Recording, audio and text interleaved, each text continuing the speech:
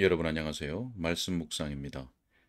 우리는 찰스 스펄전 목사님의 설교를 통해서 마태복음 말씀을 함께 묵상하고 있습니다.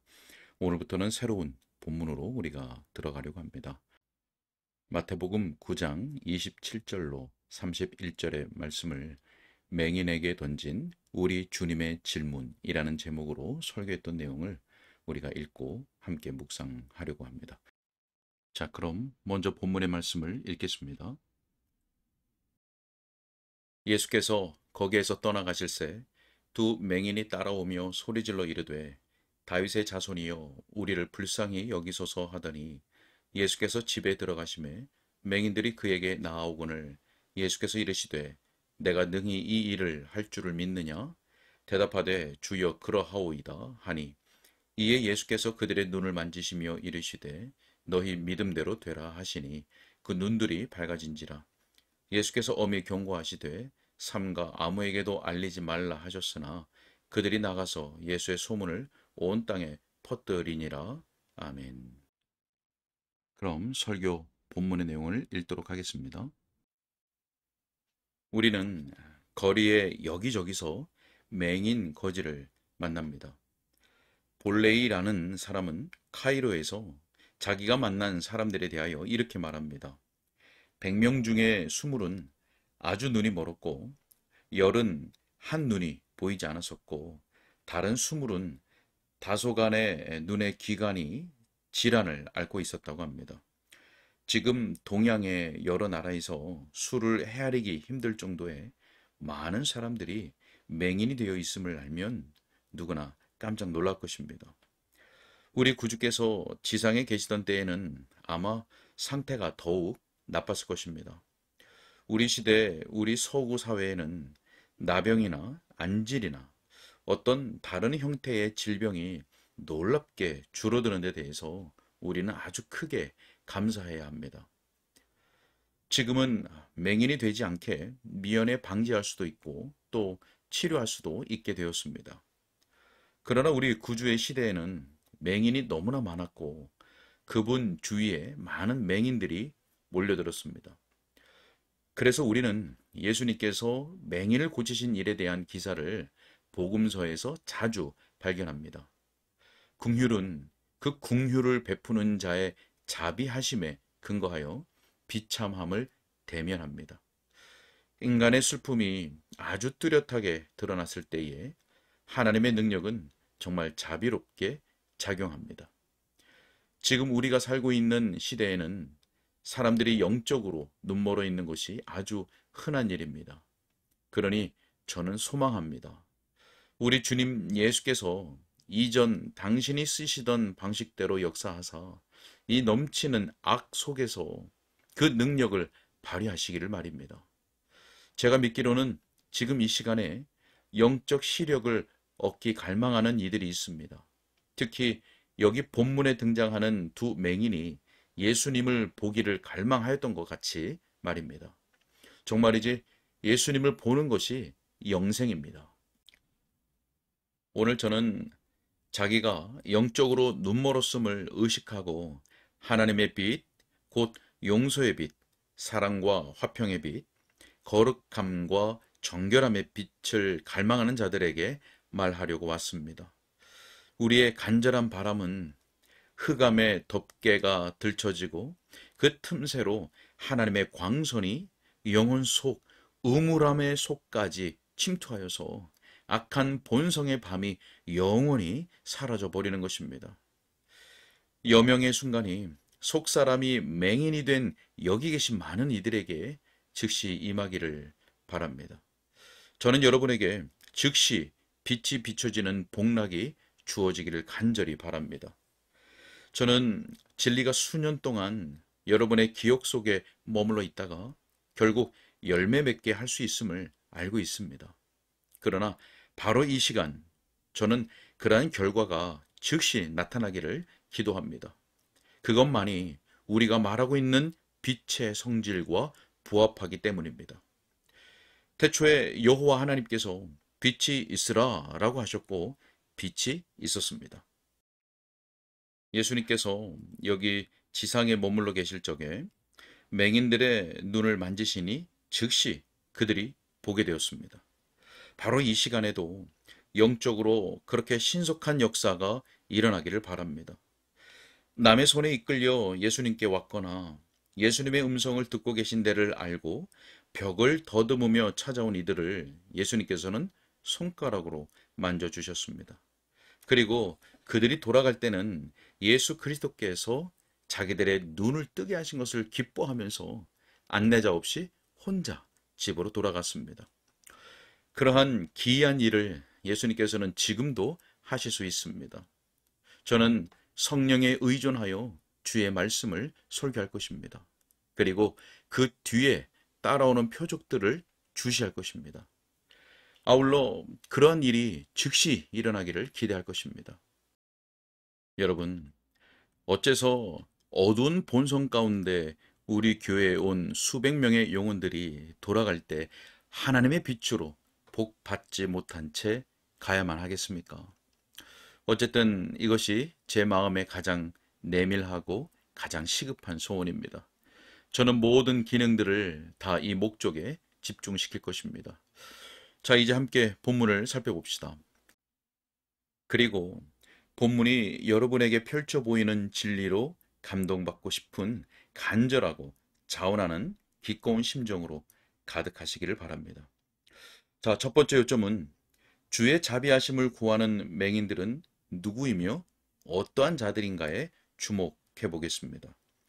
자, 먼저 우리가 이 대목을 설명할 때 주님의 자비하심을 구하는 이 두 맹인을 주목하시라고 요청해야 합니다. 그들에게는 구원받을 모든 이들이 본받을 가치가 있는 그 무엇이 있기 때문입니다. 자, 우리는 대번에 두 사람의 맹인들이 지극한 간절함이 있음을 주목하게 됩니다. 그들이 그리스도께 호소하는 것을 묘사하는 단어는 소리 질러 이르되입니다. 이 말은 그저 단순하게 말하는 것을 뜻하지 않습니다. 그들은 소리 질러 말하고 있었기 때문입니다. 이 소리 지름은 간절하고 힘있고 애절하게 자기의 청을 아뢰는 탄원의 자세를 함축하는 것입니다. 그들의 어조와 몸짓은 그들이 그저 한가하게 장난치고 있는 것이 아니라 깊고 간절한 열심을 가지고 갈망하고 있음을 시사합니다. 자, 여러분이 그런 경우에 처해 있다고 상상해 보십시오. 여러분이 수년간 언제까지나 지속되는 그 어둠의 상태 속에 있게 되었다면 복된 빛 보기를 얼마나 간절히 바랐겠습니까? 그 맹인들은 보기를 갈망하여 줄이고 목말라 있었습니다. 자, 우리가 구원을 위하여 그처럼 강렬하게 구하기 전에는 구원을 바랄 수 없습니다. 그러나 구원받기를 간절한 열심으로 바라는 이들이 얼마나 적은지요. 어떤 이들은 돈을 벌고 건강하고 또 자녀들의 잘됨을 위하여 얼마나 간절한 열심을 내는지요. 그들은 정치적인 이해나 선거구의 일에 대해서는 아주 대단한 열심을 보입니다. 그러나 참된 경건의 문제를 그들에게 조금만 내비쳐도 북극의 눈처럼 차가워집니다. 자, 여러분, 이것이 어떻게 된 것입니까? 여러분이 반은 잠들어 있는데 어떻게 구원받기를 바랄 수 있겠습니까? 여러분이 마음 내키지 않는데도 죄 용서와 은혜를 얻을 것이라고 생각하고 계십니까?